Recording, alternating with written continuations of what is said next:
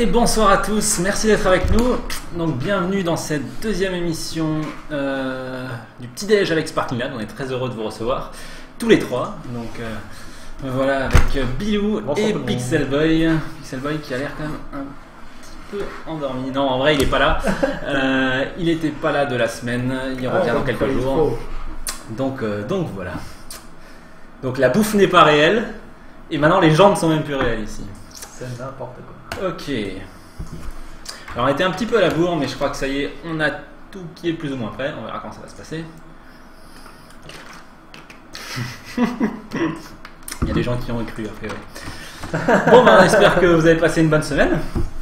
Nous ça va, donc voilà, on s'est un petit peu lancé dans notre petit planning qu'on s'était créé la semaine dernière. Ok, oui, maintenant il y a de la place vu que Pixel est plus là. Quoi. Ok, et comme ça tu seras vraiment dans l'écran cette fois-ci. Voilà. Alors, on va être à le chat là-bas parce que moi je ne le vois pas trop. Ouais, ok, donc pour ceux qui ne nous connaissent pas, qui sont peut-être passés par là via un retweet ou autre, donc vous êtes donc dans le Petit Déj avec Sparkling Labs. Sparkling Labs, c'est donc une boîte dans laquelle on fait des jeux vidéo. Et donc on va vous parler de nos différents projets, tout ce qu'on a fait cette semaine. Et on vous montrera de nouveau quelques petits jeux indépendants, sympas, français, voilà, dans des projets en cours que vous pourrez suivre. Et puis ensuite vous pourrez nous poser vos questions, puis on pourra discuter, etc. Voilà. Donc le Petit Déj avec Sparkling Lab, ça a lieu tous les vendredis à 21h. Vous pouvez donc nous retrouver sur hitbox.tv/Élysée. Et on met en ligne la rediff dans les heures qui suivent le live sur youtube.com/sparklinglabs. Et on peut aussi... Oui, voilà, exactement. Donc on a mis en place notre nouveau blog samedi dernier. Donc, vous pouvez le trouver sur blog.sparklinglabs.com et on poste donc le lendemain du live un résumé en anglais de tout ce qu'on a dit pour la semaine. Donc pour ceux qui n'ont pas forcément le temps de suivre une vidéo, ça peut aussi être à chaque fois, ça peut être une solution aussi. On résume un peu tout là-dedans. Ok, alors... donc on va commencer par parler un peu de Worlds. Donc Worlds, c'est notre MMORPG 2D sur le web qu'on est en train de développer, qui est actuellement en alpha. Alors cette semaine, qu'est-ce qui s'est passé? Donc Bilou, il a commencé l'implémentation des tours. Donc comme vous pouvez voir, elles sont magnifiques, n'est-ce pas? On peut voir que le graphiste était en vacances pendant... J'ai fait des gros progrès en graphisme, je trouve quand même. Ouais, tu as quand même vachement bien récupéré des petits morceaux des graphes de Pixel. Ah, bien évidemment, je peux voir qu'il est fait. Donc le principe derrière les tours, c'est quoi? C'est que à un moment donné, il faudrait que vous puissiez défendre vos villes. Quand vous n'y êtes pas. Voilà, surtout quand vous n'y êtes pas. C'est exactement ça l'idée, puisque le jeu continue à tourner quand vous n'êtes pas là, quoi. Les autres passent, détruisent vos murs, etc. Donc les tours vont vous permettre d'installer une espèce de sentinelle qui va automatiquement attaquer tous les joueurs qui ne possèdent pas la carte avec laquelle la tour a été verrouillée. Donc c'est le même système de carte qu'on utilise pour verrouiller les bâtiments et les portails, on va dire. Donc vous verrouillez simplement la tour et ensuite vous mettez, faut rentrer dedans pour acheter des munitions. Ouais. Les tours ont une quantité limitée de munitions. C'est la part qu'on voit sur le gif là. Voilà, qui est vide actuellement. Et donc ensuite quand on se rapproche, bon là c'est juste un test, hein, c'est des graphes temporaires et tout, mais donc un joueur n'ayant pas la carte du bâtiment qui passe devant se fera attaquer à coups de laser. Enfin on va voir si c'est un laser ou si c'est... Il y a Pixel Boy qui te fait des compliments dans le chat, si c'est pas mignon. Okay. Merci Pixel. Donc voilà, la tour. Donc ça c'est pas encore tout à fait terminé, mais ça avance bien, sans doute. Je suis pas loin du système qui fonctionne. Voilà. Donc après on testera un petit peu ça, on verra ce que ça donne. Peut-être faudra faire évoluer le design en fonction du résultat, mais on pense que ça sera un élément très intéressant. Bien sûr, il y a plein de problématiques autour de si je construis une tour juste à côté d'un point de spawn, il ne faudrait pas que ça bute les gens et tout. On en parlait d'ailleurs un peu la semaine dernière de ces choses-là. Donc ça, on attaquera dans un deuxième temps, hein, chaque chose en son temps. Alors moi, de mon côté, j'ai bossé un petit peu sur le panel de monitoring global que j'évoquais aussi la semaine dernière rapidement. Donc l'idée, c'est que je dois l'avoir ici qui tourne, ça sera peut-être un petit peu plus parlant. Si je le mets à un endroit où on le voit, voilà. Donc, alors c'est très léger, hein, désolé, il faut encore que je corrige les couleurs, mais donc il y a deux parties à ce panel de monitoring, donc auquel vous n'aurez pas accès. Il y aura surtout Bilou, Pixel et moi qui auront accès.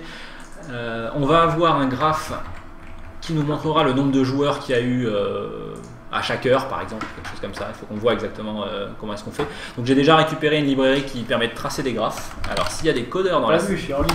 dans l'assemblée. Pardon. C'est passé en ligne. Voilà, donc vas-y, déconnecte voir ton serveur. Voilà, donc là on voit que les serveurs connectés à la galaxie, on va dire, sont automatiquement monitorés et quand ils se connectent et déconnectent, leurs planètes sont listées et délistées automatiquement.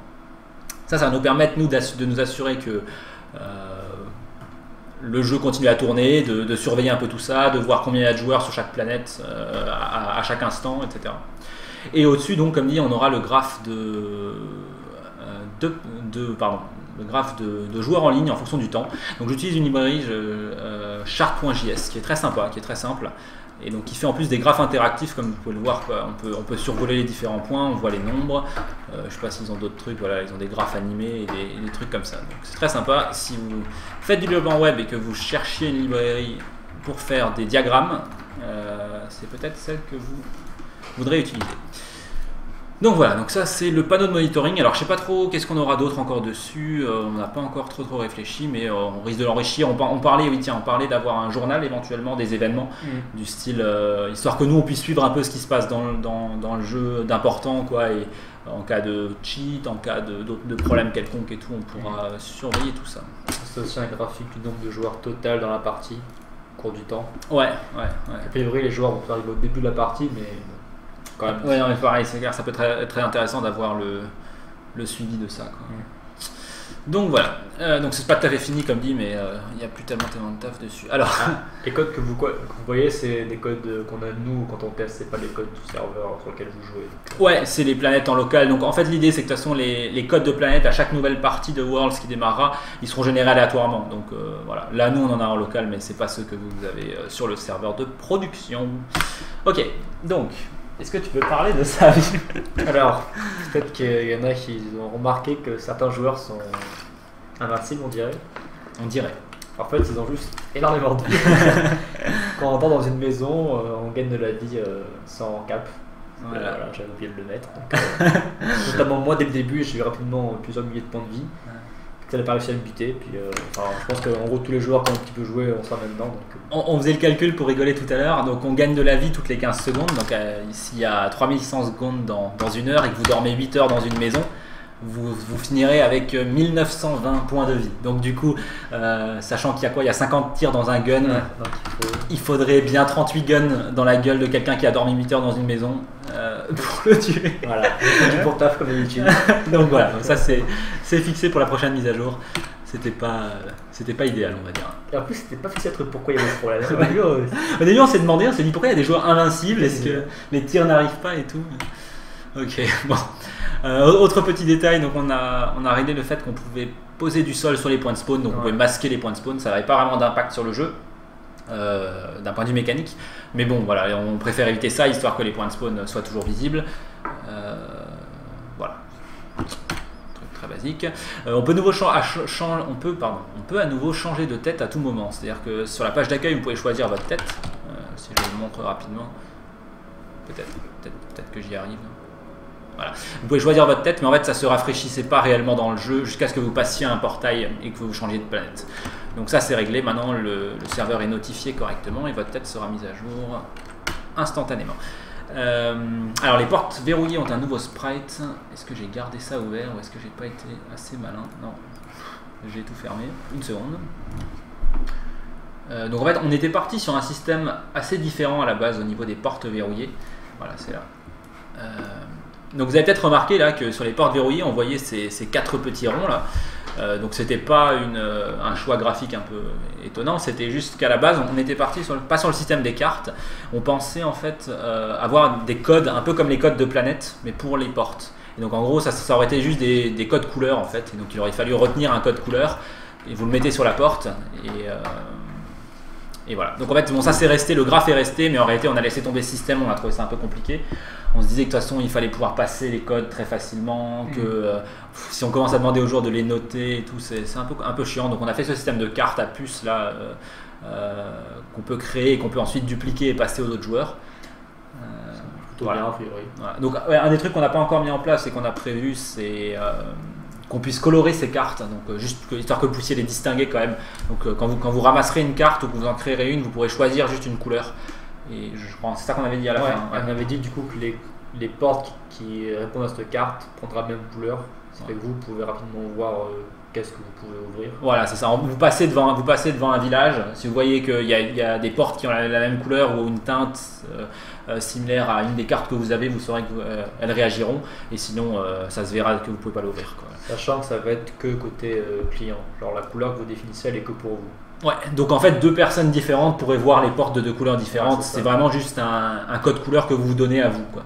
Et ça ne devrait pas poser de soucis vu que vous n'avez pas commencé à vous dire, à parler des couleurs de porte entre vous. Donc, en principe, ça ne devrait pas être un souci. Alors, persistance de l'état des planètes. Donc ça, c'est un truc qui a traîné un petit peu, qu'on est content d'avoir enfin.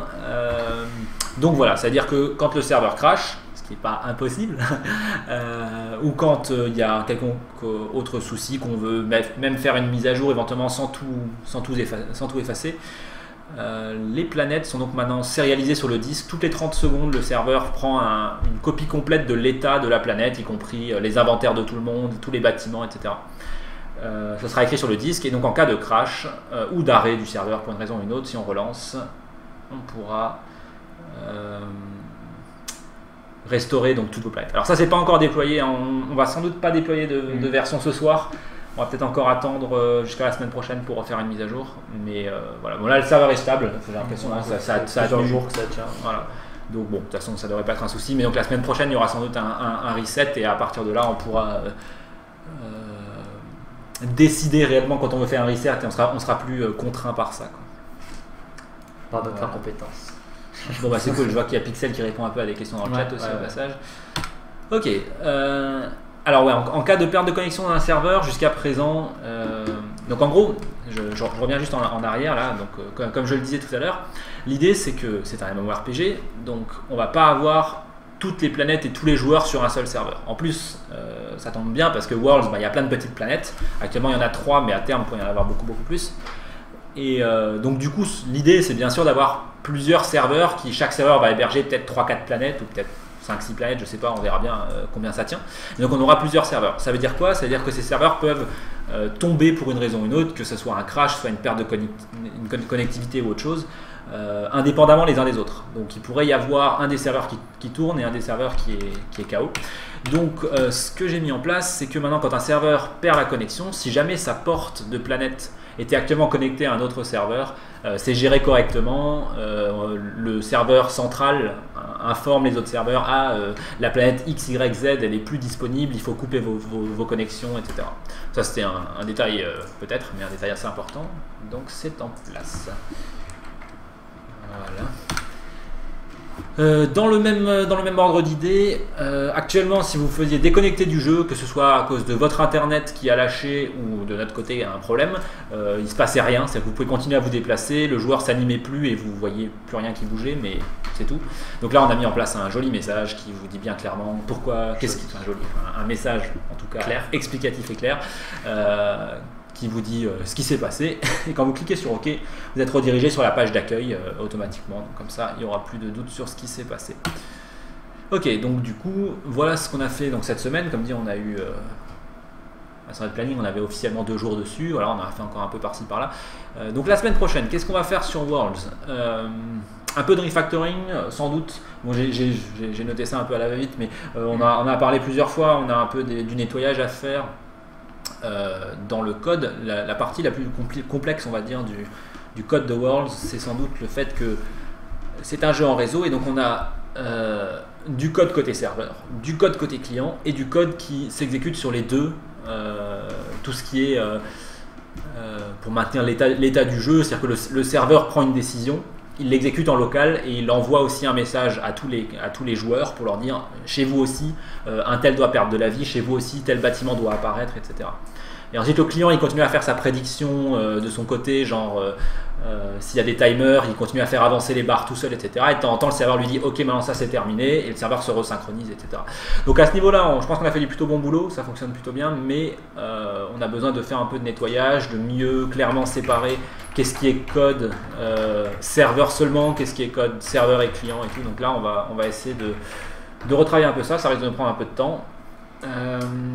Pixelboy il va mettre en place une timelapse pour les graphismes. Donc en gros il va s'enregistrer sans doute à raison de je sais pas quelques images je sais pas, une image par minute, quelque chose comme ça.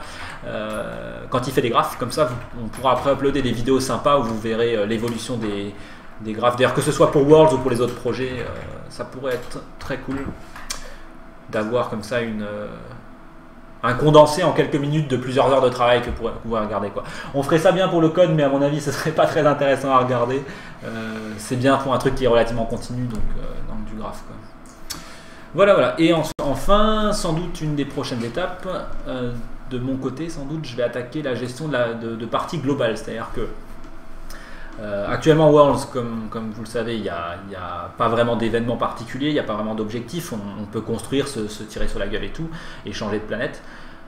On va avoir donc cette quête principale qui va avoir une durée limitée et qui va être la trame de fond du jeu.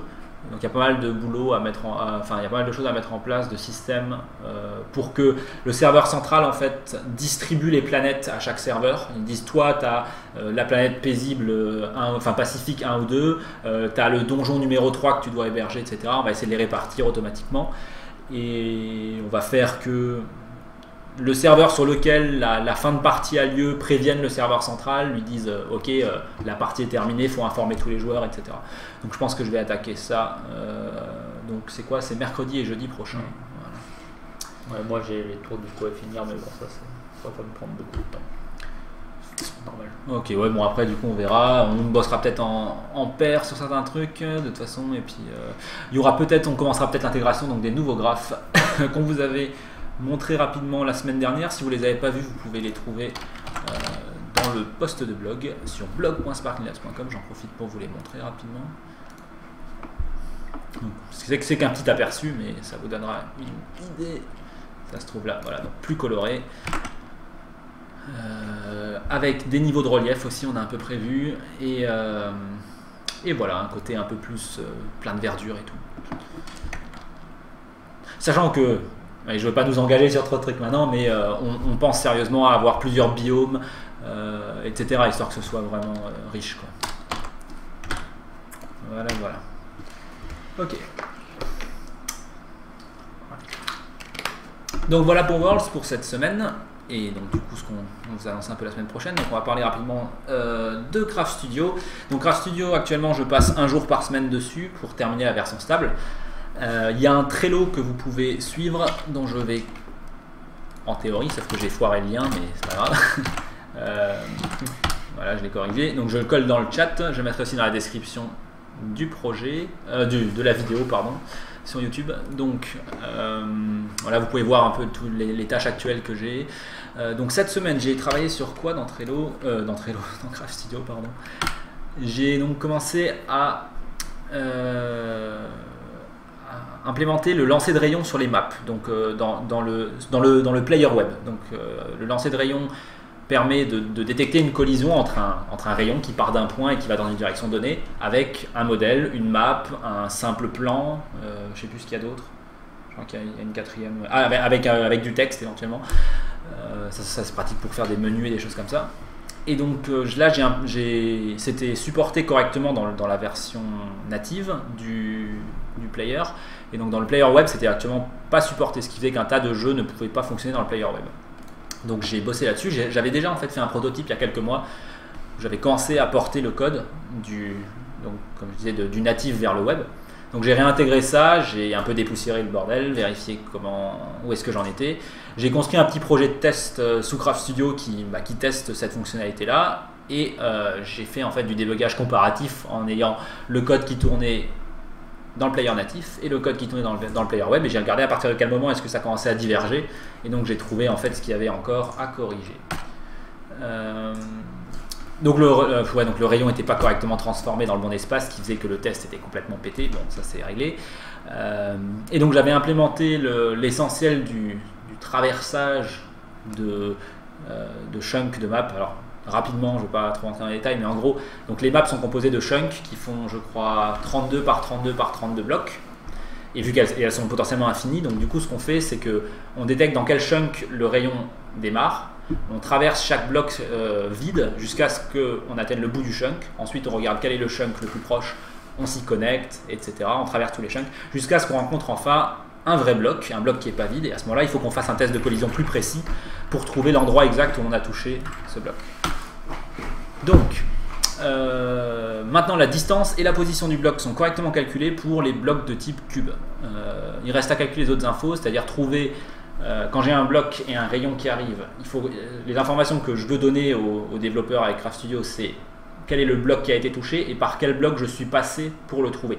C'est très utile si vous voulez développer des trucs du style je veux poser ma souris sur un bloc, cliquer et poser un bloc adjacent directement. C'est-à-dire pour faire des jeux à la Minecraft, ce genre de choses, pouvoir faire des éditeurs de maps, etc. Donc ça c'est très utile. Donc il faut que je finisse ça et que je retourne aussi la normale de la collision. Donc j'ai déjà bien entamé ça, j'ai patché le moteur 3D qu'on utilise pour qu'il retourne cette information-là. Il faut maintenant que je l'expose correctement. Bref, à ce niveau-là, c'est quasiment terminé. Maintenant, l'étape suivante, non, c'est pas ça. L'étape suivante, ce sera de faire que les maps supportent aussi tous les types de blocs, parce qu'on a des pentes, on a des escaliers, on a des coins, etc. Tout ça, c'est pas encore supporté correctement dans le web player, donc il faudra que je m'attelle à ça ensuite. N'importe quoi, t'inquiète pas. Ok, bon. J'ai aussi corrigé quelques bugs dans le scripting visuel, tout ce qui était alignement de texte, les blocs pour configurer l'alignement de texte à gauche, centré, à droite, ça marchait pas, personne n'avait jamais testé, mais c'est Marobax qui m'a rapporté ce bug, donc je l'ai corrigé. Et j'ai rajouté le fait que dans le scripting visuel aussi, on ne pouvait pas sélectionner comme type d'asset les assets de type police de caractère. Donc ça, c'est maintenant fait. Voilà, donc comme je le disais, prochaine étape, ça va être de supporter les différents autres types de blocs. Voilà, il y a encore plein de choses après ça, vous pouvez regarder le Trello comme dit, mais ça vous donne une idée de sur quoi je vais bosser demain du coup, vu que c'est le samedi que je bosse sur Craft Studio. Ok, toujours je vois vraiment, genre je jette un œil dans le chat et ça parle de gouvernement congolais, d'armée de chinois, ça a l'air très très bizarre. Enfin non. Ok, alors... On va parler un petit peu de Superpowers. Donc Superpowers, pour ceux qui débarquent, c'est donc ce qui vient après Craft Studio, c'est-à-dire c'est une réimagination de la plateforme. Craft Studio étant limité au cube, pas d'éclairage dynamique, très peu extensible. Superpowers essaye donc de régler tout ça. Si vous n'avez pas suivi, je vous invite à aller regarder la vidéo de la semaine dernière, on en parle beaucoup plus longuement. Donc aujourd'hui, on va vous parler un petit peu de la structure de Superpowers, tous les différents projets qui composent le gros projet, le produit. On va vous parler un petit peu de la structure de l'interface et les différents éléments, les différentes parties du site web qui vont le composer. Voilà. Et ensuite, on vous montrera quelques recherches graphiques que Pixelboy a fait et qui m'a envoyé genre 2 minutes avant le live. Merci Pixel. Ok. Donc, mais c'est cool quand même. Ok, donc du coup, alors, accrochez-vous. Voilà, n'ayez pas peur. Alors, faut juste que je fasse gaffe histoire que ça rentre dans l'écran un petit peu. Je vais peut-être réduire la fenêtre. Vous verrez pas nos jolies têtes pendant 2 minutes. C'est pas, enfin, un peu moins. C'est pas très grave. Ok. Donc il y a plein de projets. Alors, j'ai fait ce schéma cet après-midi, enfin plutôt ce soir. Il y a une demi-heure. Non, je n'ai pas regardé un stream toute la journée. C'est pas vrai. Ok, bon. Quoi qu'il en soit. Donc il y a un premier projet à la base de Superpowers qui s'appelle donc Core, qui est le centre du truc, qui contient donc tout ce qui va être partagé entre le serveur et donc ce qui vous permet d'héberger vos projets, et le client qui est l'interface avec laquelle vous éditez vos projets. Donc dans le Core, on va retrouver le protocole réseau qui permet aussi aux clients et serveurs de discuter entre eux, toutes les bases pour le chat, etc. Dans le client, on va retrouver tout le code d'interface, donc le truc qui va rendre utilisable tout ça de votre point de vue en tant qu'utilisateur. Et il faut savoir que donc, comme dit, Superpowers est développé avec des technologies web, donc du HTML5, WebGL, etc., etc. Et donc l'application est en fait aussi un site web, c'est-à-dire que vous pouvez la faire tourner sur votre bureau avec une fenêtre normale comme c'était une application, ou alors vous pouvez y accéder, ou vous pourrez y accéder puisque c'est pas encore sorti, directement en tapant l'adresse web de Superpowers, et vous aurez tout de suite accès à l'application sans rien installer. Et si vous voulez, il y aura un bouton dans un coin pour télécharger la version hors ligne si vous la souhaitez, quoi. Voilà. Donc le serveur, de la même manière, c'est aussi une application web qui s'occupe donc de servir vos projets. Donc ensuite, c'est ce client et ce serveur, histoire de pouvoir se trouver, c'est-à-dire que j'ai des projets sur un de mes serveurs, j'aimerais que des gens puissent y accéder. On va avoir besoin de ce qu'on peut appeler soit un serveur maître ou alors un opérateur. Donc en anglais le switchboard, c'est donc ce serveur central qui va s'occuper aussi bien d'identifier les clients, c'est-à-dire vous tapez votre login, votre mot de passe, l'opérateur va dire oui ok c'est le bon, tu t'appelles bien machin, bienvenue, voilà ta liste de projets, etc. Et l'opérateur va aussi s'occuper de dire au client, bah voilà la liste des serveurs actuellement disponibles, ils ont ça et ça comme projet dessus, est-ce que tu veux faire une recherche, et ainsi de suite. Voilà. Donc les gros traits, juste j'explique rapidement, les gros traits noirs c'est des dépendances, c'est-à-dire que le client est construit sur le corps, et les traits orange, c'est pour dire que ce sont des projets qui communiquent entre eux. Voilà. Alors ensuite, une fois que je suis dans mon client, et donc que je fais des trucs sur SuperPowers, à un moment donné j'ai mon jeu et j'aimerais le lancer. Pour pouvoir lancer mon jeu, je vais pouvoir appuyer sur une touche certainement, et ça va lancer le runtime. Donc c'est ce que j'appelais tout à l'heure le player, ou comment est-ce qu'on peut dire en français, je ne sais pas, c'est en gros la petite application qui s'occupe de récupérer les données de votre jeu, de les charger en mémoire, et ensuite de donner vie à votre jeu à l'écran. Cette application-là, ce player, il utilise à son tour le moteur de jeu, qui est simplement le truc qui fait tourner la boucle principale. Voilà, qui s'occupe en gros de 60 fois par seconde, dire ok tel truc a bougé, il faut maintenant l'afficher là, telle animation a avancé, tel bouton a été enfoncé, etc.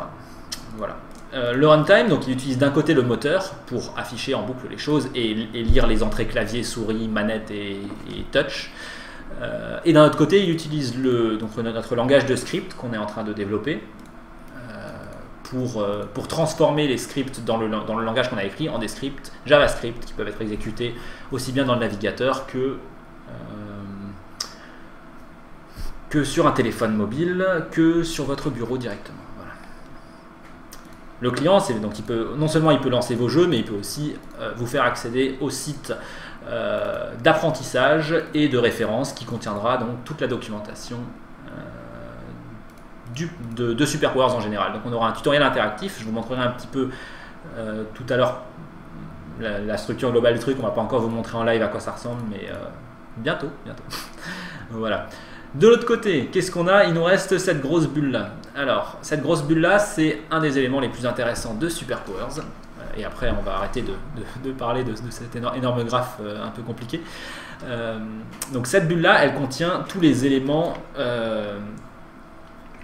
tous les plugins en quelque sorte qu'on va pouvoir brancher dans SuperPowers. Donc ce qu'il faut savoir, c'est que dans Craft Studio, les éditeurs de modèles, de scripts, de maps et compagnie étaient directement soudés à l'intérieur du projet, dans le serveur et dans le client. Il n'y avait pas de séparation. Et du coup, on ne pouvait pas facilement en ajouter des nouveaux, on ne pouvait pas extrêmement facilement les modifier non plus. Et ça nous bloquait pas mal au niveau de l'évolution de la plateforme. Là, on va se retrouver avec donc les éditeurs.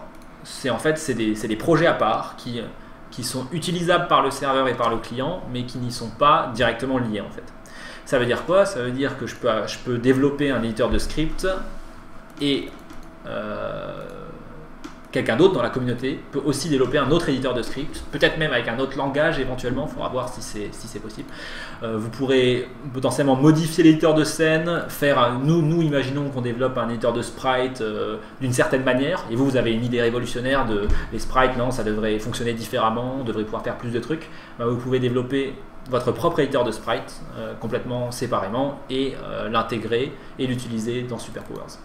Voilà. L'idée c'est qu'on va très certainement open sourcer ces différents outils-là, et comme ça vous pourrez les modifier et peut-être, comme dit, même développer les vôtres, quoi. Voilà, on espère voir pas mal de choses intéressantes dans la communauté. Je sais qu'il y a beaucoup de gens dans la communauté qui ont fait des choses très intéressantes. Je pense notamment à Florent Poujol avec son framework Danil autour de Craft Studio. Et ça, c'est une très forte motivation pour dire ok, il faut qu'on donne plus de pouvoir à la communauté, qu'on arrête d'être. Que moi j'arrête, vu que Craft Studio c'était ma faute. C'était grâce à toi. On peut voir ça comme ça, mais voilà, que ce soit plus nous qui limitions la vitesse à laquelle la plateforme évolue. En tout cas, à ce niveau-là. Voilà, donc en gros, chaque éditeur est en fait composé de 2 sous-projets en quelque sorte, la partie interface graphique, donc l'éditeur, et la partie données qu'on appelle le manager. Voilà. Donc voilà, ça vous donne un petit peu une idée de l'écosystème SuperPowers actuel. Alors actuellement, tous les projets là que j'ai cités, il y a ça qui n'existe pas encore. Le runtime. Ça, c'est pas encore prêt. Le runtime n'existe pas encore. Et tout le reste, c'est au moins commencé, quoi. C'est au moins bien entamé. Donc après, c'est pas fini, loin de là. Mais on a un début de langage de script, on a une interface, on a un serveur, on a un peu tout ce bordel, voilà. On a un éditeur de script, mais genre c'est une zone de texte actuellement. Donc c'est le truc le plus basique du monde, mais voilà, on peut taper des scripts.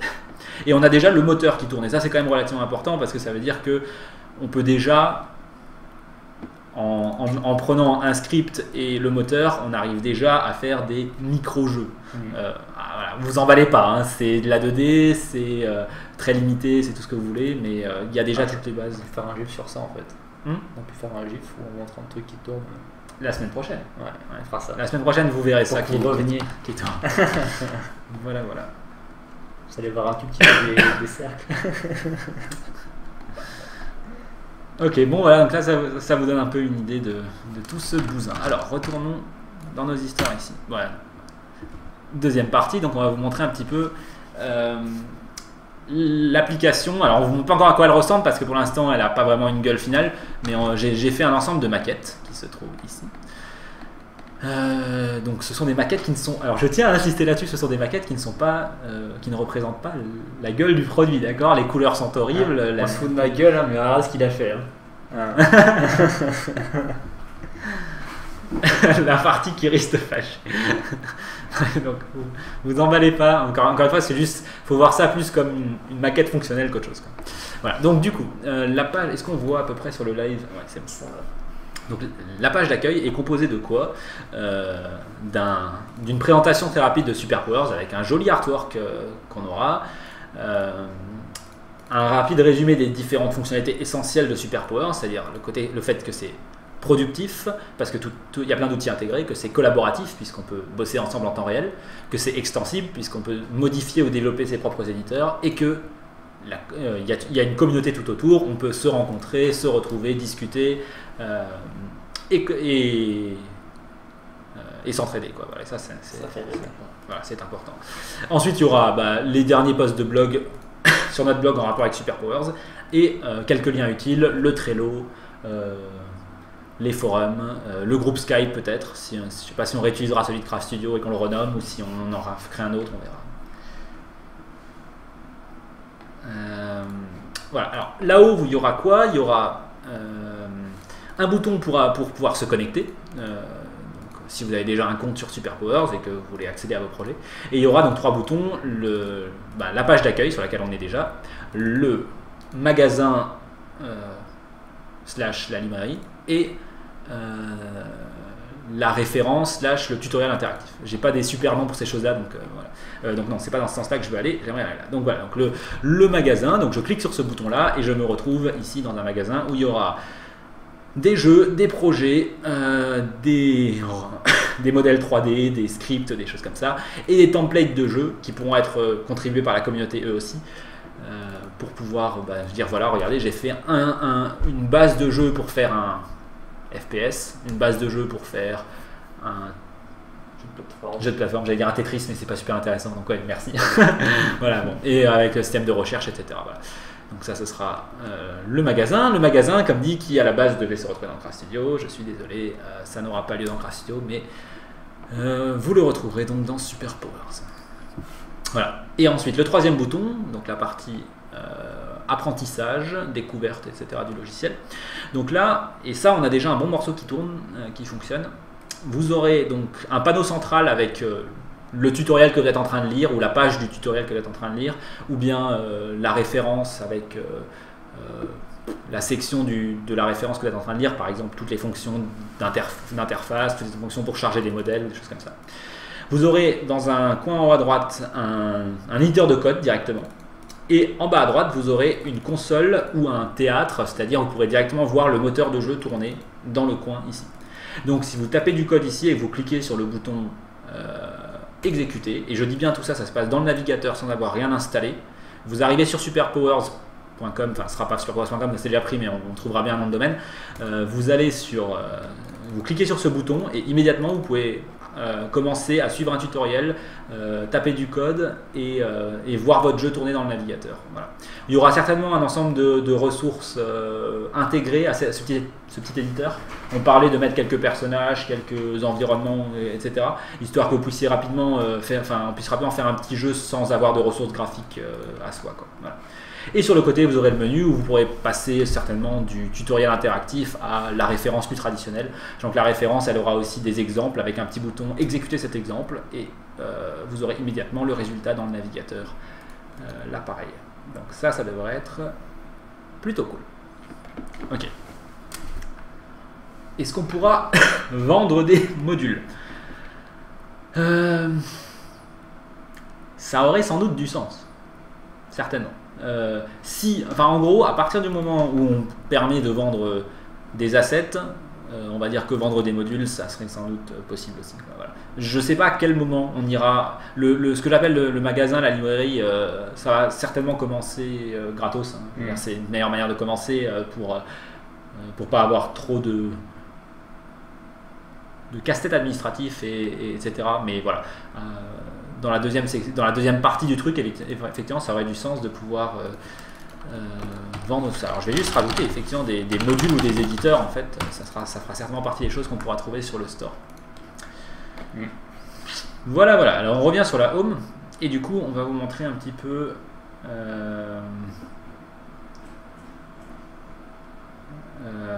Comment ça se passe une fois qu'on se connecte. Alors du coup, donc, comme dit, il y aura certainement un bouton ici télécharger ou démarrer. Et en haut à droite, il y aura un petit bouton se connecter si vous avez déjà un compte. Si vous cliquez sur ce bouton, on reste sur la même page, mais il y a une barre de login qui apparaît. Et donc vous pourrez soit, en tant que nouvel utilisateur, simplement taper un nom d'utilisateur et cliquer sur le bouton c'est parti et vous avez un compte. Il n'y aura pas besoin... alors attention, je dis beaucoup de choses là, j'ai l'air d'être... très sûr de moi, c'est ce qu'on a prévu et tout. On verra bien si ça se confirme qu'on arrive à faire tout ça, que ça a du sens et tout. On y aura sans doute des choses qui vont changer. Mais sur le principe, ce qu'on voudrait faire vraiment, c'est que on puisse. Il y a l'imprimante qui a décidé que c'était le moment de se nettoyer. Je vais juste la débrancher là.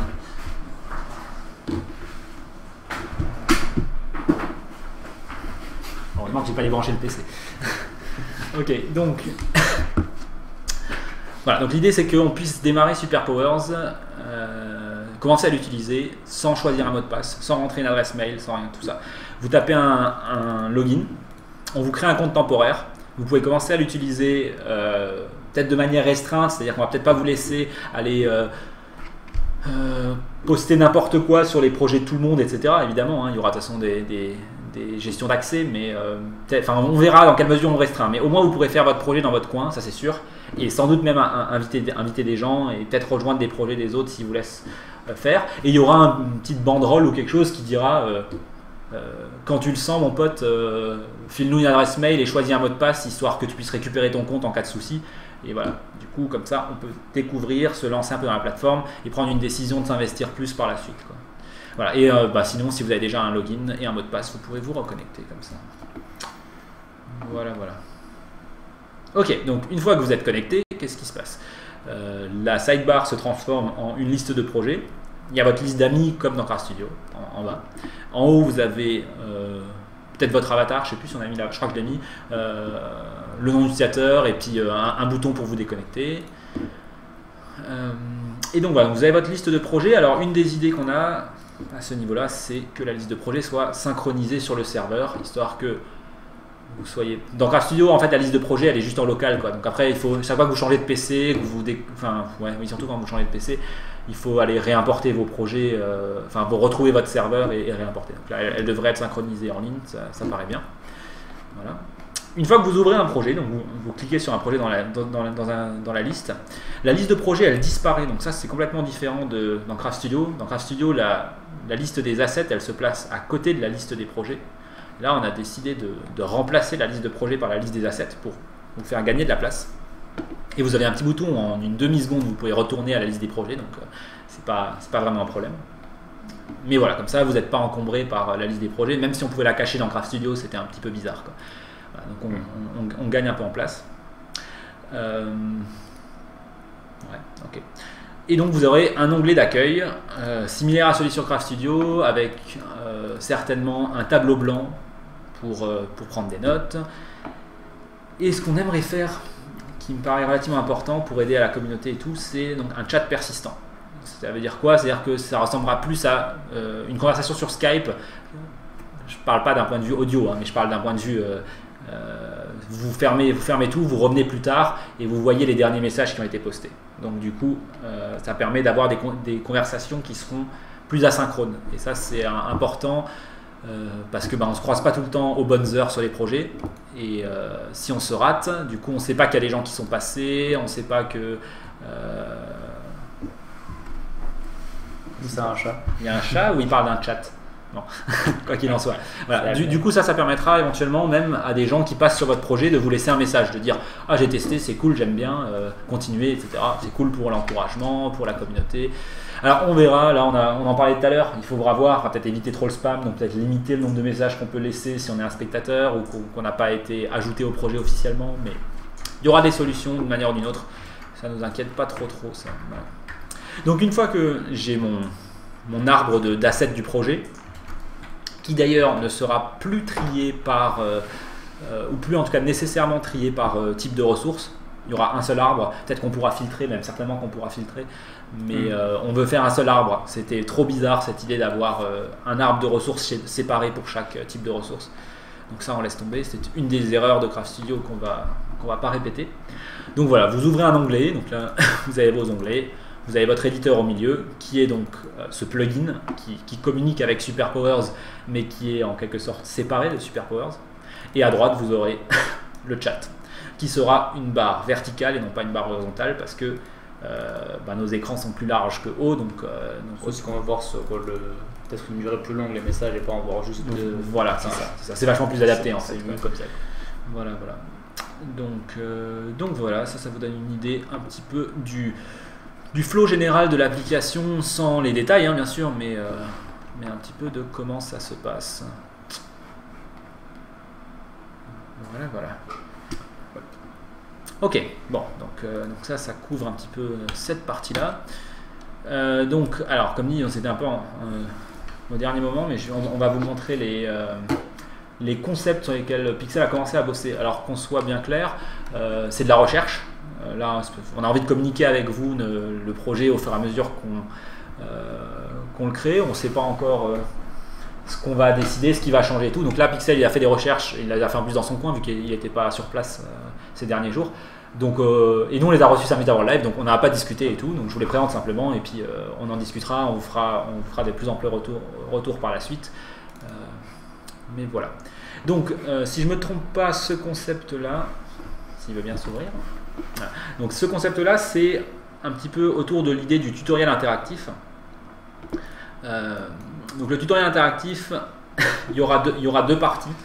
Il y aura une première partie qui se passe en quelque sorte dans une usine et qui explique les bases de la programmation autour du concept de une fonction est une machine et une variable est une boîte en carton. Donc il y aura d'abord ça. Et une fois qu'on a expliqué tous ces concepts-là et qu'on vous a fait comprendre c'est quoi une variable, c'est quoi une fonction et comment est-ce que la mémoire fonctionne, comment est-ce qu'un programme s'exécute, on ira ensuite au théâtre. Et donc ça pourrait être un peu le genre de look qu'aurait le théâtre, dans lequel on va en fait parler plus de comment fonctionne le moteur de jeu de SuperPowers et comment déplacer un objet de jeu qu'on va certainement plutôt appeler d'ailleurs un acteur. Parce que c'est plus clair et qu'on essaye autant que possible de supprimer le jargon dans SuperPowers. Donc voilà, voilà un petit peu le genre de choses qu'on pourra retrouver quand on arrive dans la deuxième partie du tutoriel interactif. Encore une fois, c'est qu'un croquis pour l'instant, on verra par la suite. Cet autre ensemble de croquis, c'est des recherches par rapport au concept de SuperPowers et éventuellement super-héros. Alors, moi je disais à Pixel cette semaine que de mon point de vue, si sur la page d'accueil on a on a des personnages qui essayent de montrer un petit peu l'ambiance du logiciel et puis de donner un visage au logiciel. Je me disais que ça serait sympa que ce ne soit pas des super-héros, mais que ce soit des gens normaux avec des super-pouvoirs, histoire de montrer cette idée que c'est accessible à tout le monde, etc. Donc lui, il est plutôt parti pour l'instant sur des recherches de super-héros. On verra ce que ça donne, peut-être que ça va donner quelque chose de sympa, ou peut-être qu'on partira sur autre chose, peut-être qu'on n'aura même pas de personnage sur la page d'accueil, je sais pas, on va regarder quoi. Les bugs avec Dr Bug, j'avais même pas vu encore trop ça. Effectivement, ils ont l'air d'avoir un peu bugué. Ok. Bon voilà, comme dit, des recherches, il y en aura d'autres, il y en aura plus. Vous verrez ce sur quoi. Ça n'a rien à voir, c'était Master of the Ok. Ok, alors du coup, qu'est-ce qui s'est passé plus concrètement sur Superpowers cette semaine? On a remis les pieds dans le projet, ça fait quoi? Ça faisait 1 mois et demi qu'on n'avait pas touché, vu qu'on avait eu ouais voilà ça, on avait eu le Ludum Dare après Worlds et tout, donc on avait un peu mis ça de côté. Donc voilà, ça a pris un peu de temps pour retrouver nos marques, essayer de redessiner vers où on va. Et donc un des trucs sur lesquels j'ai bossé, c'est tout ce qui est les arborescences. Donc sur le web, il y a plein de choses qui sont déjà faites pour nous. Pour tout ce qui est interface, il y a des champs dans lesquels je peux taper du texte, il y a des tableaux, il y a des formulaires, etc. Mais un truc qui manque très sérieusement dans le web de base, c'est un widget, donc un composant, on va dire, d'interface, un composant d'interface qui permet de faire des arbres. Donc, par exemple, l'arbre de projet, enfin l'arbre de ressources de votre projet dans Craft Studio, c'est-à-dire que vous avez des dossiers qui contiennent des assets, etc. Donc voilà, il y a plein d'endroits dans Craft Studio et dans Superpowers où on a besoin d'arbres, quoi. Donc l'arbre de projet ou la liste de projet. Alors il faudra voir si on permet d'avoir des dossiers dans la liste de projet, ça pourrait être une idée. Donc l'arbre d'assets, je sais pas pourquoi j'ai mis liste partout alors que c'est justement des arbres.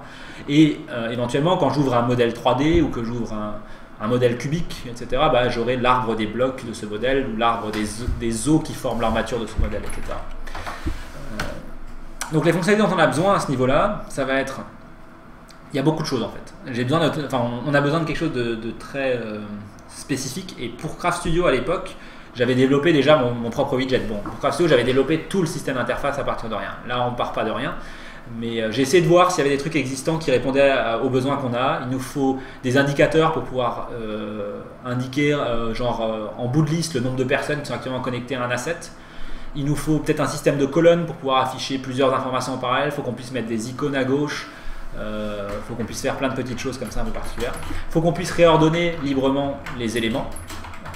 Ça c'est très important puisque j'ai un dossier dans un autre dossier, je veux le reparenter ailleurs et tout, donc j'ai comme ça.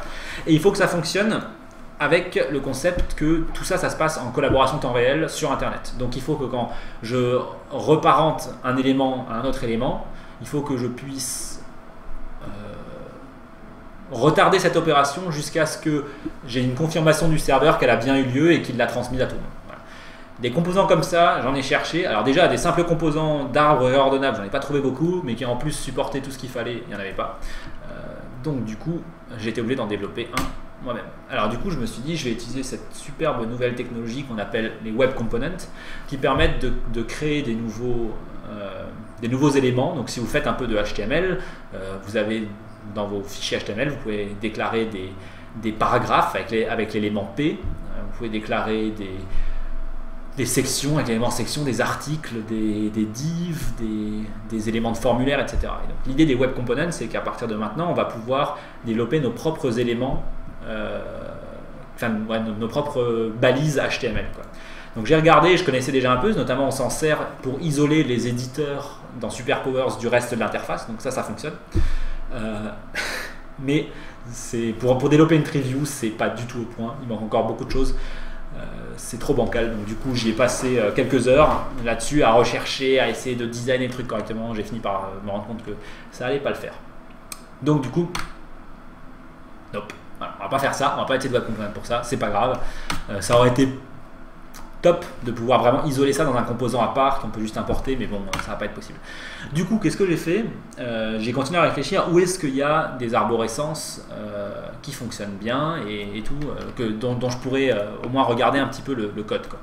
Et j'ai pensé à un truc, j'ai pensé que dans l'inspecteur de Chrome, donc si vous avez déjà, je sais pas si vous avez déjà ouvert ça, quand vous appuyez sur une page web sur la touche F12, vous allez avoir un inspecteur de page web qui s'ouvre. Donc là, je vous montre, par exemple, j'ai les différents éléments qui forment ma page web qui sont là, voilà. Et donc je peux, alors attendez voir, si j'ouvre par exemple la bonne page, on est dans l'élément superpowers, on est sur la page là, voilà. Je peux survoler les éléments et c'est cool, il me les montre et tout, voilà. Je peux même reparenter mes éléments, donc si par exemple cet élément là j'ai envie de le mettre ici, je peux. Si j'ai envie de le remettre là, je peux, etc. Donc du coup, je me suis dit, putain, c'est plutôt cool. J'aimerais bien savoir comment est-ce que ça a été développé, ça. Parce que je me suis dit, c'est Chrome, ils ont sans doute développé leur inspecteur web avec des technologies web. Et donc j'ai cherché un petit peu, et il se trouve qu'on peut ouvrir un inspecteur pour inspecter l'inspecteur de Chrome. Pour faire ça, il suffit d'utiliser l'autre raccourci pour ouvrir l'inspecteur, qui est CTRL Maj I. Et donc voilà, je viens d'ouvrir un inspecteur qui inspecte l'inspecteur. Et donc, vous pouvez voir que maintenant, quand je survole des éléments ici, c'est cette fenêtre-là qui passe en bleu et qui se fait inspecter. Donc du coup, j'ai fouillé un peu là-dedans, j'ai regardé comment est-ce qu'ils avaient développé leur bordel. Je vous montre rapidement, voilà, je peux survoler comme dit différents morceaux et tout. Et je peux même genre supprimer des morceaux de l'inspecteur. C'est pas recommandé, hein. Il y a des chances que Chrome crache, mais bref, je vais les remettre. Voilà, donc leur truc est plutôt cool.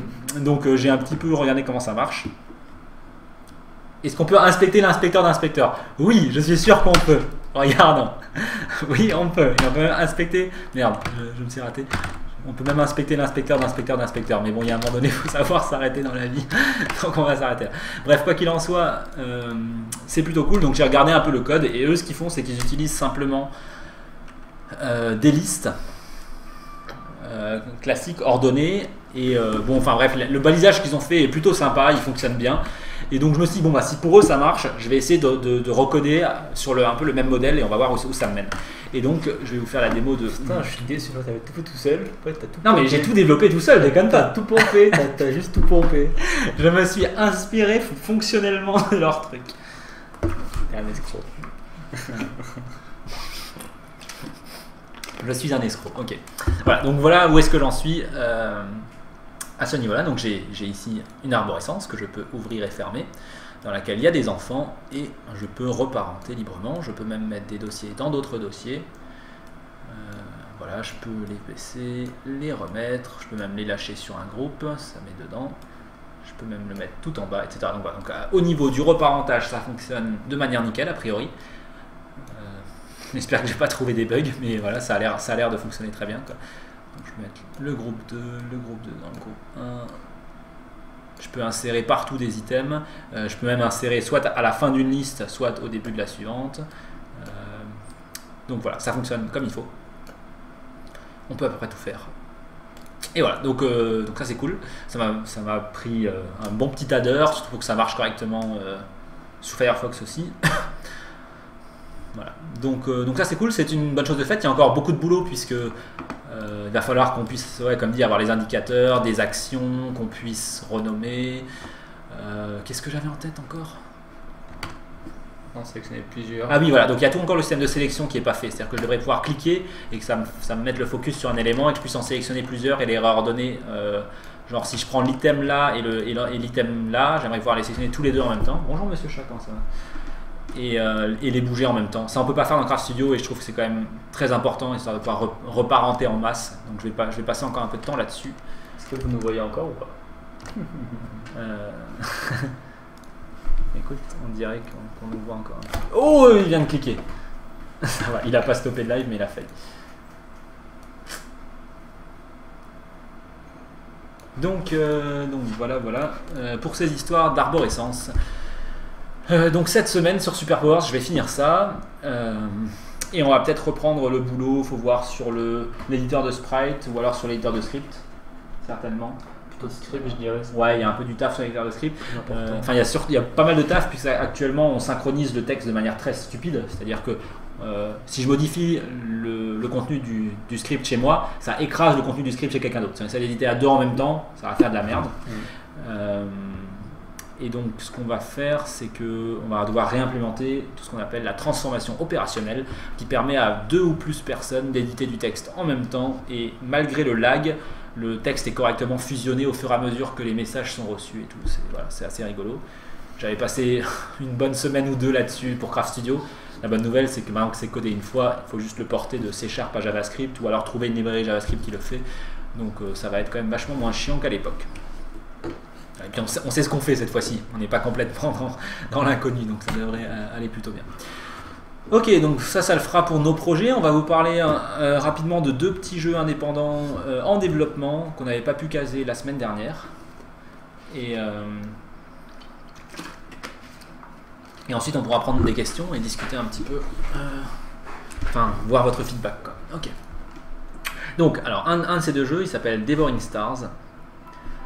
Donc c'est un jeu de stratégie très joli, mais aussi comment dire, abstrait. Enfin, c'était ça le terme que je cherchais. Alors moi ça m'a pas mal rappelé Osmose, pour ceux qui connaissent. Pardon si le son est un peu fort, mais donc si j'ai bien compris, on peut combiner des éléments les uns avec les autres pour faire des tas d'unités, et après ça devient vraiment un espèce de jeu de stratégie avec des ennemis qui arrivent, voilà, et on se bat, etc.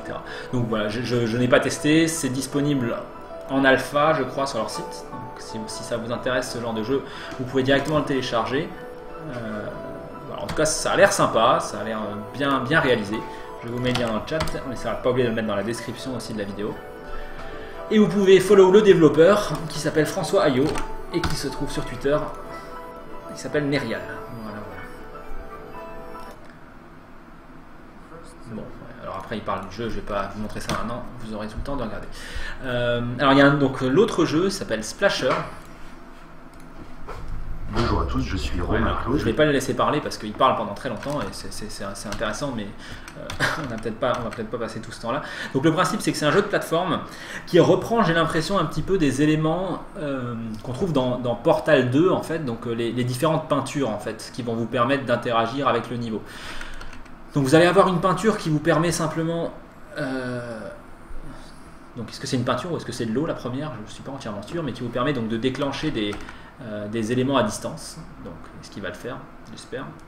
Oui, voilà, pardon, je l'ai raté. Voilà, donc il peut tirer, donc ça lui va lui permettre de dérouler des panneaux. Donc là, c'est pour sa démo, ça permet d'ouvrir des portes, de déclencher toutes sortes de mécanismes.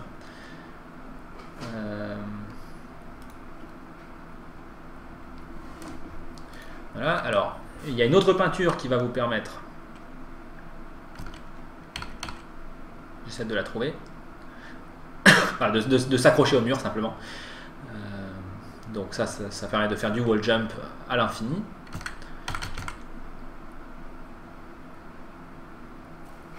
Ouais, j'aurais dû préparer ça un peu mieux, hein. Vous m'excusez, j'ai pas pris note des différents endroits dans la vidéo.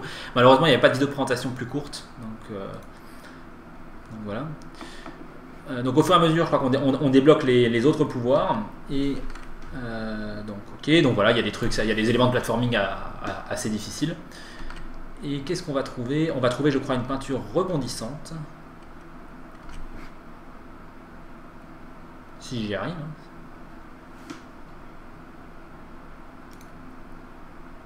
Non, c'est pas que c'est lag, c'est qu'il bouge dans la vidéo, c'est pour ça. Voilà. Okay. Donc il y a des ennemis aussi que vous allez pouvoir, sur lesquels vous allez pouvoir influencer justement avec vos différentes peintures. Et bref, tous ces éléments-là se combinent de manière relativement intéressante. La peinture qui permet de rebondir, la peinture qui permet de s'accrocher, la peinture qui permet de déclencher des mécanismes. Et est-ce qu'il y en avait une quatrième donc qu'on a peut-être pas vue? Je crois la verte peut-être. Bon voilà, quoi qu'il en soit, moi j'ai regardé la vidéo en intégralité, les 9 minutes, et ça a l'air d'avoir du gros potentiel, quoi. Ils ont une nouvelle direction artistique qui est en cours de préparation, et qui, je pense qu'ils ont dit, je crois qu'ils m'avaient dit dans le mois, ils auront donc une nouvelle alpha avec le truc entièrement retravaillé visuellement, donc ça devrait être plutôt sympa, quoi. Voilà. Comme dit là, je pense que clairement c'est des graphismes alpha, ils ont pas de background, etc. Là pareil, il y a un prototype que vous pouvez télécharger sur le site web. Il y a peut-être aussi un devlog que vous pouvez suivre, donc je ne me souviens plus. Pour l'un des deux, c'est le cas en tout cas. Voilà, on vous invite à regarder ça. Alors eux, ils n'ont pas de nom, je crois qu'ils sont 4 ou 5 et ils s'appellent la Splash Team simplement, enfin ils n'ont pas, je sais pas, je pense que c'est leur premier jeu qu'ils font ensemble quoi. Voilà. Donc comme dit, Devouring Stars dans le style un peu de Osmose, jeu de stratégie, et Splasher, un jeu de plateforme avec des éléments sans doute donc inspirés ou en tout cas qui me rappellent à moi Portal 2. Voilà. Ok, alors du coup on va, si vous avez des questions maintenant, je sais pas si tu as vu un peu des choses Quelques-unes. dans le live. Peut-être par Super Powers, c'est un peu plus frais. Quelqu'un qui demande si les projets seront hostés chez nous. Donc non, on va pas, ça va fonctionner un peu comme Craft Studio. Les projets, vous pouvez faire tourner le serveur chez vous. Et ce sera certainement la manière de base pour la plupart des gens de le faire. Vous lancez l'application, il y aura un bouton dans un coin pour démarrer le serveur et ça lancera une petite fenêtre à part qui vous permettra d'héberger vos propres projets et d'inviter des gens à se connecter. Sachant que on utilise une nouvelle technologie qui s'appelle WebRTC pour tout ce qui est communication. Et un de ses avantages de cette technologie, c'est que elle fonctionne plutôt bien pour établir des connexions même derrière les pare-feux, etc. Donc Craftio, ça marchait la plupart du temps, mais il y avait quand même encore des cas où il y avait des gens qui n'arrivaient pas à se connecter à des projets. J'ai bon espoir pour que ça fonctionne encore mieux là avec WebRTC. Ça devrait être cool. Peut-être un truc qu'on peut proposer, je sais pas si c'est faisable, c'est pour les gens qui n'ont pas encore de compte, qui viennent juste tester, leur hoster leur projet genre le temps qu'ils sont là quoi. Ouais, on aura peut-être soit un hébergement très limité en place, soit temporaire, on verra. On va réfléchir, mais un truc qui vous permette, avant d'avoir installé, d'avoir téléchargé le serveur vraiment et de le lancer, évidemment de pouvoir tester. Donc ça fera qu'on y réfléchisse. Non, ce qu'on va faire, c'est d'arriver, tu rentres un nom, tu peux tester direct, tu n'as rien à faire. Voilà, c'est ce qu'on arrive à faire. Je ne sais pas si on pourra le faire. On verra bien. C'est l'objectif. Voilà, sachant qu'on proposera sans doute de l'hébergement de la même manière qu'on en propose pour Craft Studio, de l'hébergement payant quoi. Enfin, sans doute, je sais pas, je dis ça. On verra quand on en arrive là. Est-ce qu'on pourra séparer les onglets pour travailler en multiscreen? C'est une des choses que j'ai notées sur la roadmap de Super Powers, qui n'est pas encore publique d'ailleurs. On vous rendra le Trello public d'ici quelques semaines, j'imagine. Je ne sais pas encore exactement, il faut qu'on prépare bien tout ça. Ouais, mais c'est un des trucs que j'ai noté que j'aimerais beaucoup faire. C'est faisable avec Node WebKit, c'est-à-dire quand Super Powers fonctionne en tant qu'application installée sur votre PC, c'est techniquement faisable. On peut avoir plusieurs fenêtres. C'était pas faisable facilement avec XNA, enfin c'était même très difficile et c'est pour ça que je l'ai pas fait dans Craft Studio, je veux dire. Donc dans Super Powers, on aimerait vraiment faire ça. C'est tout ce que je peux dire pour l'instant. On verra si on s'en sort, parce que quand on a deux fenêtres différentes, les contextes sont quand même pas mal séparés. Je sais pas en quelle mesure on arrive à les faire communiquer. On va s'y atteler relativement tôt parce que le plus tard on s'y attelle, le plus chiant ce sera de l'intégrer ensuite.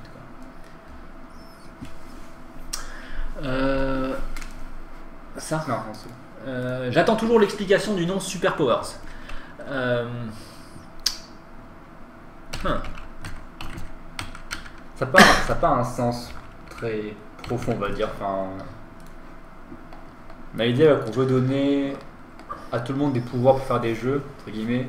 Ouais. Mais ça va tellement plus loin, quoi. Enfin, c'est un nom qui sonne pas mal, plutôt bien même. Enfin, moi j'aime bien. Hein. Personnellement, j'aime bien le nom. Et finalement, alors l'idée c'est que là, au lieu de présenter ces 4 éléments de manière très descriptive, un peu terre à terre, on va sans doute plutôt les expliquer sous la forme justement des différents super pouvoirs que Super Powers vous propose. Là, ça serait quoi? Ça serait la puissance surhumaine ou la force surhumaine, la télépathie, l'élasticité et la ligue des super-héros peut-être ou quelque chose comme ça quoi. Bon, il faut qu'on réfléchisse encore à ça, mais c'est un peu ça l'idée. En gros, c'est une image sympa qui nous permet de donner une identité en fait. Voilà, de donner une identité au produit et en plus d'introduire tout le produit avec toujours une certaine image sans être trop relou. Je veux dire, on va pas mettre ça partout non plus, mais au moins pour la présentation et puis dans les illustrations qu'on mettra et tout, on a envie d'avoir un vrai fil conducteur. Craft Studios, je sais pas, enfin, j'estime que c'est pas moche. Mais finalement, l'identité, c'est quoi? Et ça se retrouve jusque dans le logo, quoi. C'est de dire, on fait des cubes, quoi. Et c'est pas très très intéressant, quoi. Ça permet pas d'avoir un fil conducteur, de retrouver une identité intéressante au produit. C'est pas intriguant en fait, c'est genre. Voilà. Donc ça pose des questions ce nom-là, et donc c'est bien en fait. Ouais. Qu'est-ce que ça veut dire, qu'est-ce que ça cache, tu vas regarder un peu. Encore une fois, c'est pas 100% sûr qu'on va rester sur ça, mais je pense qu'on est plutôt bien parti pour, quoi. On verra. Ok. Qu'est-ce qu'on avait d'autre? Sur Super Power, j'en ai pas noté d'autres, donc je sais pas si j'en avais d'autres en live. Après on parle un petit peu de Worlds. Ok. Tu es toujours très coupé. Bon. Ok. Donc pour World, la première question qu'on vient de reposer, la prochaine mise à jour, ça sera sûrement la semaine prochaine. Ouais. Quand on aura un peu plus d'ajouts à... Quand Bilo aura retrouvé Pixel. Ouais. On va sans doute pas pouvoir beaucoup bosser la semaine prochaine parce qu'on part dans toute la France à la recherche de Pixel. Ouais, jusqu'au film, on a dit. C'est-à-dire, si vous voyez un graphiste, un mec avec un stylo à la main en train de faire des gribouillis, qui a l'air perdu, est mort de peur parce qu'il a peur que j'arrive, appelez-nous. Appelez-nous, on va essayer de venir le récupérer. Oui, alors Van disait, je trouve la culture super-héros relou, mais c'est juste moi. Comme je le disais, je pense pas qu'on va trop insister sur les super-héros. On va plus parler, comme dit, du côté super-pouvoir et à voir. Et de toute façon, on verra en fonction de ce que Pixel nous produit. Moi, de toute façon, j'ai plutôt confiance dans le fait que Pixel il est capable de nous faire des choses très très intéressantes. Donc, donc c'est plus une image un peu comme Car Studio, c'est genre n'importe qui peut faire déjà ce qu'on leur propose, quoi. Voilà. T'as des super pouvoirs. Voilà, il s'agit pas de dire voilà, on va pas mettre Captain America, Superman et compagnie dans le truc, et on va pas insister là-dessus non plus, quoi. Voilà. Ok. Alors pour Worlds, il faut trop un chat. Alors... Il faudrait un chat dans Worlds. Alors, on pense pas. Ouais, nous on aime bien le côté comme actuel. Comme dit, on voudra ajouter un peu un support, on va dire, au niveau de la communauté avec Twitter dans le jeu. Pouvoir communiquer avec tout le monde facilement, on va dire créer un peu une histoire en fait basée sur ça, sur ce que les gens font. Ouais, ça, on aura sans doute un compte Twitter à part qui va tweeter un peu la progression dans la quête principale des gens et qui racontera un peu les choses. Et vous pourrez, comme dit, sans doute communiquer via un hashtag global qui permettra d'envoyer des messages qui seront affichés pour tout le monde. Mais donc du coup c'est pas vraiment un chat, quoi. C'est-à-dire que ça sera plus ou moins temps réel, mais vos messages ils apparaissent pour tout le monde et c'est limité par Twitter, mais c'est voulu, quoi. Il y a un côté c'est persistant et il y a ça peut permettre de ramener des gens depuis Twitter aussi, quoi. Donc voilà, c'est un peu l'idée. On va voir ce que ça donne. Si quand on en arrive là et que c'est implémenté, on se rend compte que ok, c'est vraiment la merde, on a vraiment besoin de ce chat. On fera peut-être un chat. On fera si vraiment. A priori, on se dit que non, mais bon, on verra. Alors, une autre question, on peut toujours tirer à travers les murs diagonaux. Donc, ouais, c'est le problème d'un peu de collision. Faut travailler ça un peu plus proprement.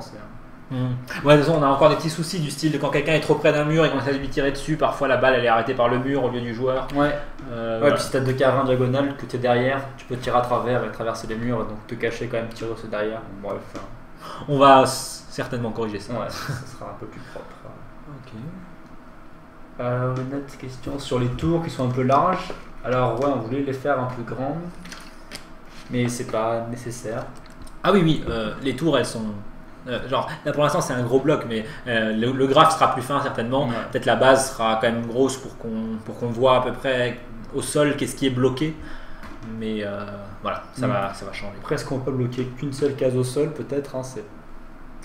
Avec la porte qui fait un large, peut-être ça fera bizarre, faudra voir. Enfin, comme dit, ce que j'ai fait, c'est moi qui l'ai fait. Ouais, mais on s'est dit que c'était pas mal 3x3, que ça collait bien niveau, comme dit, niveau espace pris au sol, mais pas niveau le graphe là, l'espèce de Jenga tout solide, ça va pas rester, quoi. C'est un building que j'ai fait. Voilà, c'est ça. C'est un petit gratte-ciel. Ouais, voilà, on verra. Donc j'ai rien d'autre de plus, donc je sais pas en direct.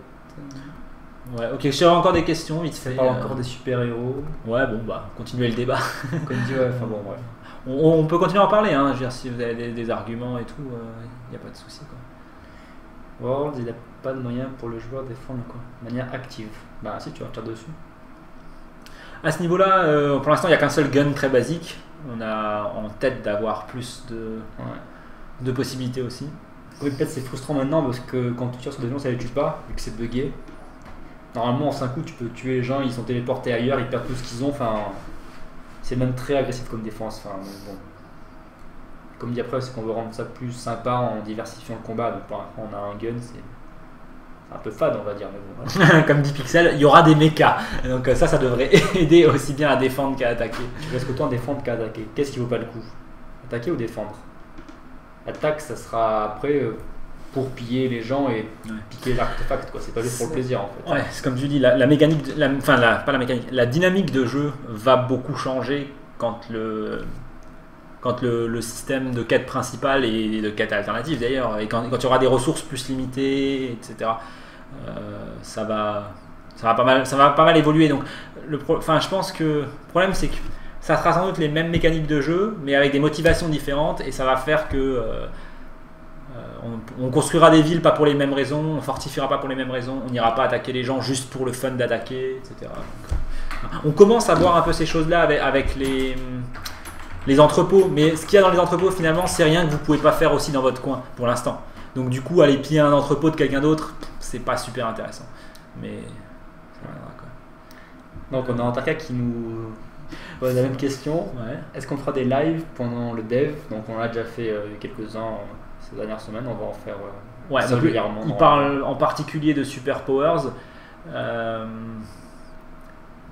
Donc pour l'instant on n'a pas fait sur Super Powers parce qu'on voulait un peu faire la surprise et tout. Bon, voilà.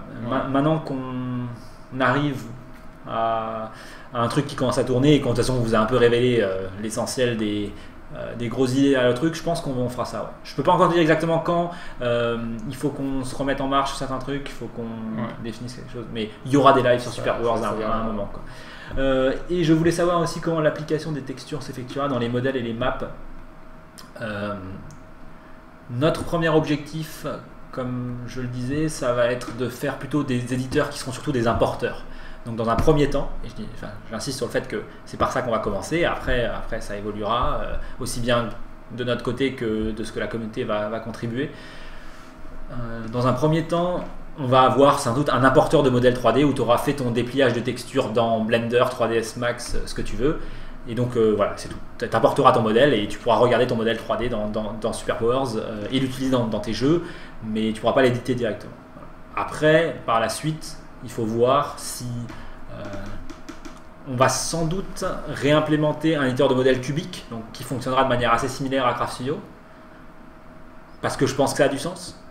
Mais on ne sait pas, on verra une fois qu'on y est. Hein, et peut-être qu'on poussera le vice jusqu'à avoir un éditeur de modèles 3D plus générique, quoi.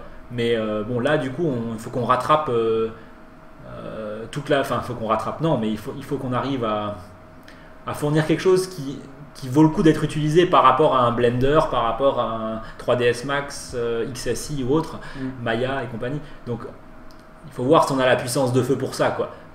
C'est à réfléchir. Voilà. On verra. Peut-être on fera des tests.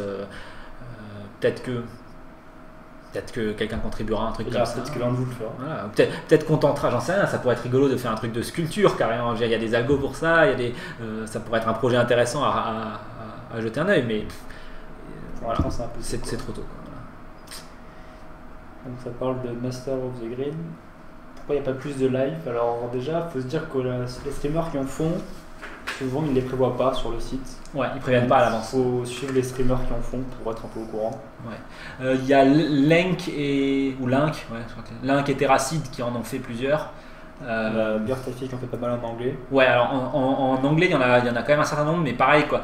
Il faut malheureusement suivre les streamers parce qu'ils veulent pas prévenir enfin je sais pas, ils vont pas sur le site pour prévenir une journée à l'avance. Même eux, je pense qu'ils savent pas à l'avance. Ouais, c'est ça. S'ils vont streamer, bon, je vais faire ça, ils décident un peu au dernier moment, quoi. Donc voilà, donc du coup je sais que c'est un peu foireux. Moi j'essaie de retweeter quand je suis là dès que je vois qu'il y a un show. En français il y a eu Ralm qui en a fait quelques-uns, il y a Elarcis qui en a fait un. Il n'y en a pas eu des masses effectivement en On peut en France. faire un dimanche. Ouais, donc moi j'en ai fait un mercredi Ouais. et j'en refais un dimanche soir avec la communauté de Indius, donc le site de news sur les jeux indépendants. Vu qu'ils vont faire un article aussi sur le truc, et enfin je crois qu'ils l'ont annoncé d'ailleurs aujourd'hui. Donc, voilà. Dimanche soir, 20h30. Donc il y aura une partie de Master of the Grid que j'animerai. Voilà, on parle un peu de la Death Roulette. Alors oui, tiens, d'ailleurs, je voulais l'évoquer, j'ai complètement zappé après ça. Donc j'ai sorti la semaine passée donc une nouvelle version de ma Death Roulette. La Death Roulette, c'est donc un système de paris sur la mort des streamers dans les jeux vidéo. Donc comment est-ce que ça marche? Le streamer se connecte. Il peut ouvrir, alors je suis pas connecté avec le bon compte, mais c'est pas grave. Il peut ouvrir les paris en fait. Il sélectionne le jeu vidéo auquel il est en train de jouer. Donc pour l'instant, il y a le choix entre deux jeux vidéo, c'est Crypt of the Necrodancer, dont le développeur a sponsorisé cette nouvelle version de la Death Roulette, ou alors Spelunky. Voilà, donc du coup, il y a tous les ennemis de ces deux jeux qui sont là, tous les dangers que vous pouvez rencontrer et la liste des niveaux qui sont aussi affichés. Et donc vous pouvez parier sur comment est-ce que le streamer va mourir. Où et comment en fait. Et après, donc il y a les paris qui sont placés avec du faux argent. Hein. J'ai oublié de préciser, mais ça se fait avec de l'argent virtuel imaginaire qui sert à rien. Voilà. Donc ensuite on parie. Et quand le streamer meurt, il clique sur la raison de sa mort et ça redistribue l'argent automatiquement aux gens qui avaient parié sur le bon truc. C'est rigolo, c'est un bon moyen d'interagir avec la communauté. Il y a pas mal de gens qui l'utilisent. Et un truc intéressant de cette nouvelle version, en plus du fait qu'il y a Crypt of the Necrodancer qui est disponible, c'est que maintenant les streamers peuvent aussi faire du versus. Donc si vous avez des potes avec qui vous streamez, vous pouvez les rajouter comme stream supplémentaire. Et au lieu du coup de parier comment est-ce que vous allez mourir, les joueurs vont parier sur un des streamers, dire c'est lui qui va gagner en premier, c'est lui qui va terminer le jeu, etc. Et donc ça c'est plutôt cool. Comme c'est indiqué sur la page d'accueil, vu que c'était ça la question qu'on me posait, est-ce qu'il y aura d'autres jeux? Vous pouvez soumettre vous-même des jeux pour la Death Roulette. J'ai mis en fait à disposition publiquement le dépôt de Crypt of the Necrodancer qui définit en fait tous les paris possibles. Donc c'est assez simple, il y a un fichier JSON. Si vous avez fait un tout petit peu de code ou que vous avez trifouillé un peu dans des jeux, vous avez sans doute déjà vu ça.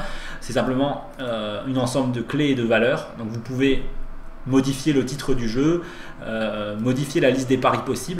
Ensuite il faut mettre tous les PNG de la bonne taille dans les bons répertoires. Donc vous pouvez télécharger tout ça. Et vous préparez le fichier .json, tous les PNG, vous m'en faites un zip, vous me l'envoyez, moi je vérifie que ça marche, je fais les corrections et ensuite ça sera disponible sur la Death Roulette. Voilà. Donc je pense que je vais rajouter Rogue Legacy parce que je l'avais dans l'ancienne version, je vais le remettre dans celle-là. Il y a pas mal de gens qui parlent de Binding of Isaac Rebirth qui sort je crois le mois prochain, donc à ce moment-là je vais sans doute le faire. Et je vais sans doute m'en occuper à moins que quelqu'un le fasse avant moi, ça serait cool, mais bon. Voilà. Putain, j'avais pas vu qu'il y avait un mec qui pleurait ici. L'artwork a été fait par Pixel Boy. Il est très classe. Voilà.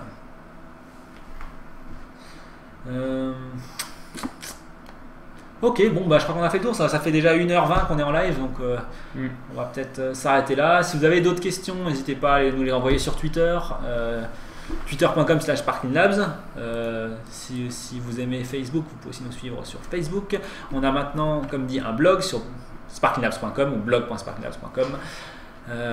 Voilà, et la vidéo sera, si vous avez raté un morceau, la vidéo sera en ligne dans quelques heures sur youtube.com/sparklinglabs. Merci beaucoup de nous avoir rejoints pour ce deuxième petit déjeuner avec Sparkling Labs. Et on se retrouve avec Pixel Boy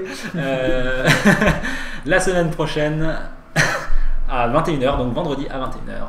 À bientôt, ciao.